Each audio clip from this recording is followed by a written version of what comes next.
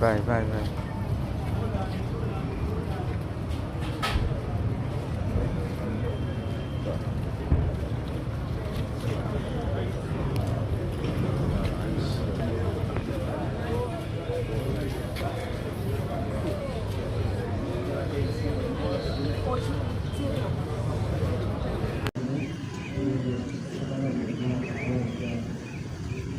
Ukyali onamalako okyajinga bwekyaji kitegeeza system namu CBS telefayina eyafu bakubya akalulu nga balaba ku mwana waabwe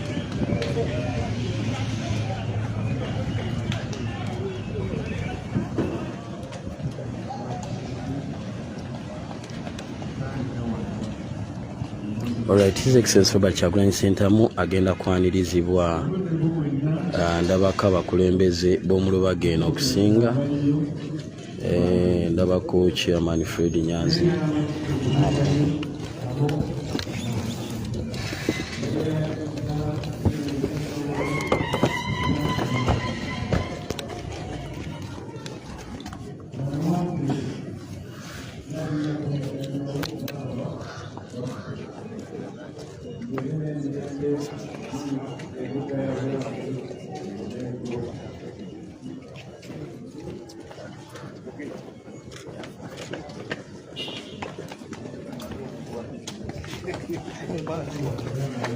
Sebo tuli wakasa ati wano gwa tufuga bemandi wano tulio wambije zina bada golelera abu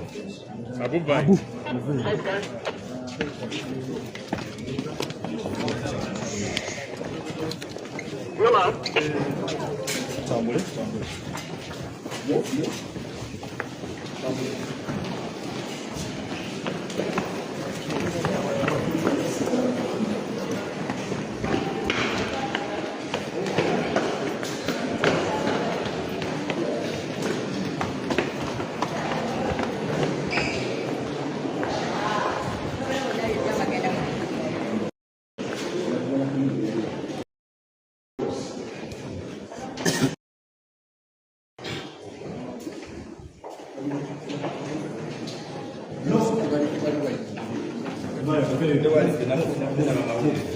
Move.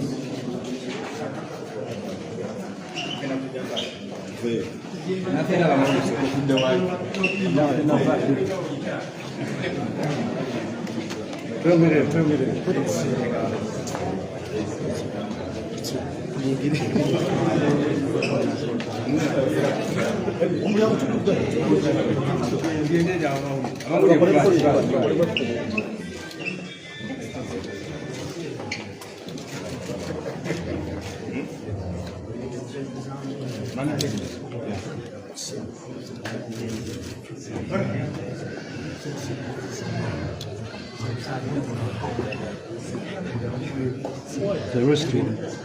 Bibilirao. Namayanja. Message kidi awasigale tujja kulia. Okay. Honorable Nasoro.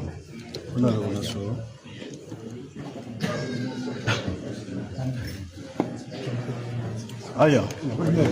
Tuwuliziganye wajameni. Tuwuliziganye katono nyo press. Banaye. Katambi ketutandise nako mukwano gwange.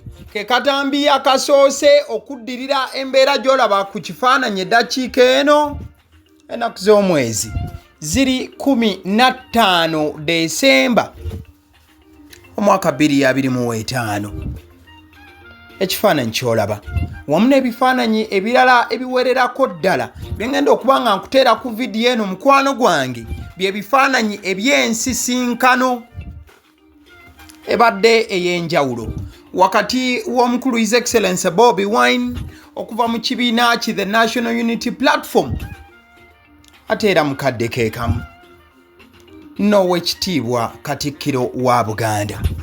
Olunaku olwaleero engeri gye kiri nti Bobi Wine campaigns azirina mu Buganda ate era nga mukadde keekamu azirina mu Kampala mu masekkati g'eggwanga lyonna okutwaliza awamu atutte obudde enkya y'olunaku olwaleero saawa zibadde ziwera nnya ez'okumakya ga leero ne bessa mu ddene okuva wali e Kavule ne basobola okuba nga boolekera e Bulange. Abamanyi Oluganda okutwandiba nti tukuyita okukiika embuga bakira bwe babadde beesitadde mu ddene okuba nti beerokera wali e Bulange Oweekitiibwa Katikkiro engeri gye yabadde abaguliziddwako abadde yeeteeseteese dda okubeera nga abaaniriza n'okufuna emboozi eyakafubo wamu ne bannakibiina ki the National Unity Platform. Mu bifaananyi eby'enjawulo abamu ku bantu boyinza okuba nti omukulu omulabye okulu olunaku olwaleero yafulumye. Omanyi abasinga kye mukozesa omuntu wabanga ali very very smart. So Bobi Wine olunaku olwaleero bw'ati bw'alabise era olutuuse wali e Bulange ne bamugamba nti entebe yeeyo embeera ate eddiridde yakubeera ng'afunamu akaseera ak'enjawulo n'Oweekitiibwa Katikkiro. Osobola okulengera wano Oweekitiibwa Katikkiro abadde abuuza ku bakyala bano okuva mu kibiina ki National Unity Platform oli gw'olaba ayimiridde wali mu gomesi eyo eya white ye ssebo kubanga ono abeera mu mbejja. Ssebo omukyala Ujinia Nassolo ojja kujjukira yali ku kadde ya kibiina ki National Unity Platform. In fact abamu ku bakulembeze oba abakulembeze abasingira ddala Bobi Wine bagenze nabo beebo abeesimbye ku kadde ya NUP, abamu ku bakulu mu kibiina ate abandi nga beesimbyewo wabula nga beesimbyewo wano mu Buganda. So osobola okuba nga olengera abakulu babadde bafunyemu kaawa akaseera ak'enjawulo ne bafunamuko obudde obuwuliziganya. Ebintu si bya ku kamera nnyo nti ate mu recording muwulirize emboozi biki abakulu we baba boogera. Abatatuuka ku level yo muba mulina okuddako kebbali ne muba wamu kokko akadde. So eno no yebadde embeera eyakafubo wakati w'Oweekitiibwa Katikkiro nga awayamuko ne musajja wa Kabaka omubanda wa Kabaka owakabi, that is none other than Bobi Wine. Ate era nga bw'okikyusa wali omusajja ow'embogo Mitembo, mpozi Mitembo nalyo libalikola ano balikola nga afulumye ayolekedde sayidi eri za Busoga. So ayembeera ebaddewo bannamawulire wamu n'abantu ab'enjawulo babadde beeteeseteesedde okuba nti bareceiving omukulu. Osobola okulengera wali ku Abubeka Kawaria, then osobola okuba nga olengera Honorable Francis Zaake, ono Joel Senyonyi leader of opposition. Osobola okuba nga olengera mwana mulenzi Kato, ffe wano mu Buganda tuba tumuyita Kato.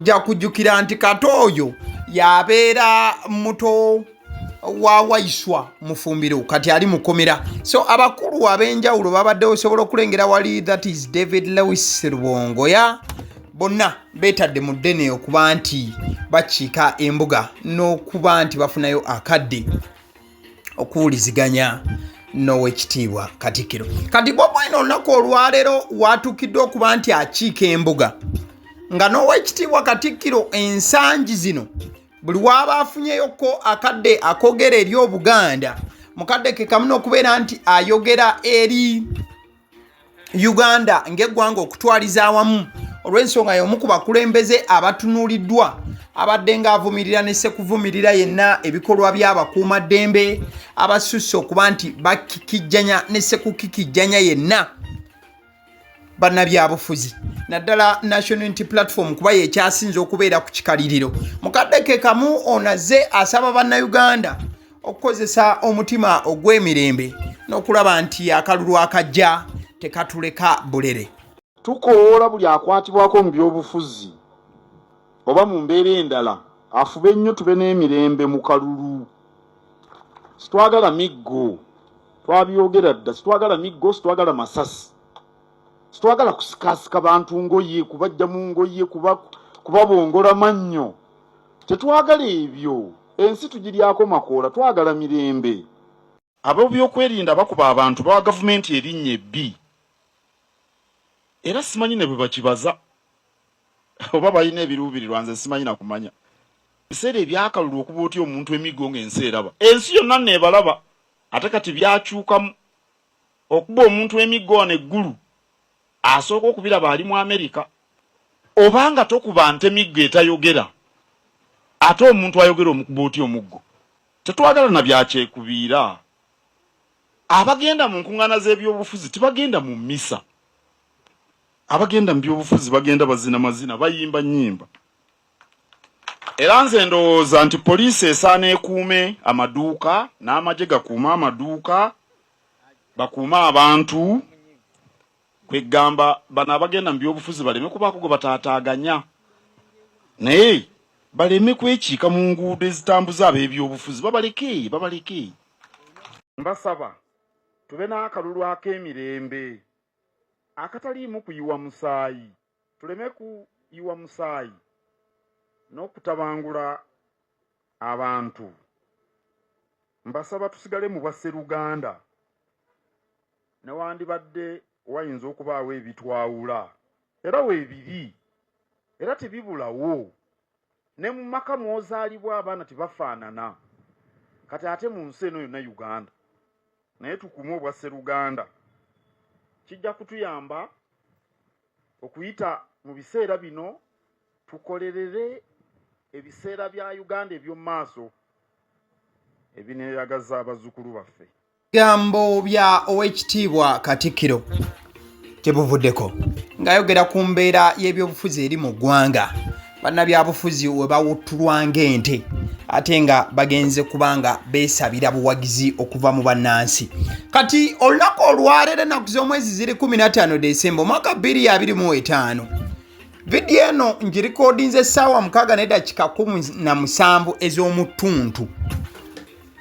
Bobi Wine ng'alina enkuŋŋaana 2 olunaku olwaleero. Olukuŋŋaana olumu lugenda kubeera mu Rubaga South ate olukuŋŋaana olulala lubeere mu Rubaga North. Oba ayina ebifo 2 ebyokukampeyiningiramu. We twogera ku Rubaga South kyensinza okuba nga ntegeerako agenda kuba nga akyazibwa ku kisaawe e Namuŋŋoona. Mu Rubaga North agenda kukyazibwa mu kisaawe e Namuŋŋoona. Kati bwe tubaawo awo in fact Rubaga North kitegeeza awo no osobola okubalaba babadde beeteekateeka n'abamu ku bagenda okuba nti bamukyaza. Ono ye Kawalya Abubeka gwolaba mu kanzu then ono Joel Senyonyi si wasaidiza Rubaga. So oli ye Kawalya Abubeka gwegambye abadde mu kanzu, then omukyala ayambadde white ye Eugenia Nassolo omumbejja. Then omukyala ono Eugenia Nassolo ali ku kadi ya NUP eyobwa MP Rubaga South. Kati kisekeeza Bobi Wine bw'aba agenze mu Rubaga South omuntu agenda okubanga amukyaziza ye mukyalo yamanyiddwa nga Eugenia Nassolo. Jjukira ono yaweebwa kadi n'eggyibwa kwa Aloysius Mukasa. Aloysius n'anooma n'adda ku Independent. In fact Rain gwe mumanyi owa Maulana and Rain yali yeesimbye ku mukyalo ono ku lwa kadi y'ekibiina. Then omukyalo ono yagifuna. Kati Bobi Wine alisaidize ono omukyalo olunaku olwaleero ekitundu kyagenda okuba nga akiikirira singa ebintu bitambula nga bwe yabibala. So Rubaga South ntegeezeddwako nti ewankulukuku gye kigenda okuba nga kiggweera ku kisaawe for people aba Rubaga South. Then Rubaga North Namuŋŋoona ku kisaawe. Ojja kujjukira nti Rubaga North Kawalya Abubeka ngambye yabaddeko ye incumbent ate era kadi baddamu ne bakola ki ne bagimuwa. So enteekateeka zonna yaziri mu mitambo kuba nti ayaniriza Bobi Wine mu bitundu ebyo ebya Rubaga North, that is areas of Kasubi, Namuŋŋoona, gattako n'ebitundu byonna ebiri mu Rubaga North bagenda kuba nti bamwaniririzaawo. So bw'amaliriza straight tuwankulukuku. So ndowooza Bobi Wine agambye nti kyandibadde kya buvunaanyizibwa nnyo engeri gye tuli nti tuli mu Buganda ate nga leero kigenda kuba Rubaga gye kigenda okuba nga kittintira asoose wali e Bulange. Kale in fact gwanoonya programu y'omukulu wiiki eno ku Lwokubiri ng'ennaku z'omwezi 16 agenda kubeera Palisa ne Kkuumi. Then ku Lwokusatu nga 17 agenda beera Kapale Byong, agende mu Ambria, then ne Katakwi. From there ku Lwokuna ng'ennaku z'omwezi 18 ajja kwolekera mu bitundu by'e Serere, then n'abantu b'e Soroti nabo abayingiremu kaawu. then wamaliriza Friday ng'ennaku z'omwezi 19 abantu ba Kalaki then ne Kabera Maido nabajja kubanga abasalako straight then ajja kubanga weekend agimaliriza n'engora wamu ne Bukedya ku Saturday. So program y'omukulu bwetyo bwegenda okubanga etambula wakati nga takabana kulwa Uganda empya ng'omubala ogwa National Unity Platform mukadde ke kamu nga bagamba nti protest vote 2026 y'ensonga yokka gye balaba enaasobola okwaŋŋanga n'okubeera nti erumbagana omulabe mu line ey'ebyobufuzi. Ale nzikiriza nkutegeeze ku bannaffe aba Honeybites bagamba nti bo omulimu gwe bakola gwa kukolera byakulya eby'abaana abadda ku masomero. Bwe tugamba abaana abadda ku masomero saabo bokka abadda ku masomero wabula n'ababeera ewaka balina package ey'ebyokulya eby'abaana mu line efaananako bwetyo. Gwe bakubire bukubizo bagambe njagala package y'ebyokulya by'abaana abali ku masomero ba abaana abalya ebyokulya. Balina ebyokulya yogera ku daddies, yogera ku binyeebwa, amawogola, yogera ku bagia, yogera ku cupcakes, yogera ku donuts. Osobola okubafuna ku 0709 787508 ate era mukadde ke kamu bw'oba oyagala ku pizza size yonna era namba y'emu. Ate era mukadde ke kamu bakola ne cake eza buli mukolo babayita aba Honeybites. Njagala n'okutegeeza ku bannaffe aba Alson Painters UG bano basiizi ba langi era nga balina obukugu mu kusiiga langi era bamanyi ne langi ki egenda ku kizimbe kyo era mu ruumu ki. Tebasobola kuddira langi yandigenze mu kisenge ate ne bagisiiga mu ddiiro ey'omu dining ne bagisiiga mu kinaabiro nedda. Alson Painters UG omulimu gw'okusiiga langi bagukugukira ddala. Basiiga ebizimbe okuviira ddala ku ruumu emu paka ku makalina n'amakalina. Gwe bakubire bukubizo bagambe nti Alson Painters UG namaliriza okuzimba ekizimbe kyange. In fact ne bw'oba olina ekizimbe nga kikadde nga olaba langi yakyo efaanana si bulungi, Alson Painters UG bazze kugonjoola ensonga eno. Bakubire ku 0705 193636 be bannaffe aba Alson Painters UG. Aba Sidi Omusunsuzi erinnya eryange yenze aba Sidi Omusunsuzi yenze atuula emabega w'omuzindaalo buli lunaku era ly'eddoboozi ly'owuliriza ku mukutu guno aba Sidi Omusunsuzi ly'eddoboozi eryo era ng'omukutu kwoli gwe guno ogwagaliwo. Nagamba nti information yonna gy'olaba ku channel eno tetugattamu kintu kyonna ate tewali kye tutoolamu. Information nga bw'eba eyingiddewo ffe bwe tugikwata ne tugikuwa. Kati gwe omulabi n'osalawo ki eky'okukozesa information eyo. Kati ky'ogenda okukola mukwano gwange bw'oba omaliriza okulaba vidiyo eno, likinga, commentinga ki ky'olowooza, mukadde ke kamu subscribinga bw'oba nga omukutu guno oli mupya. Ate era mukadde ke kamu sharingira mikwano gyo girabe vidiyo eno ate ne videos endala ku mukutu guno. Agaliwo YouTube channel mwebale kutulaba.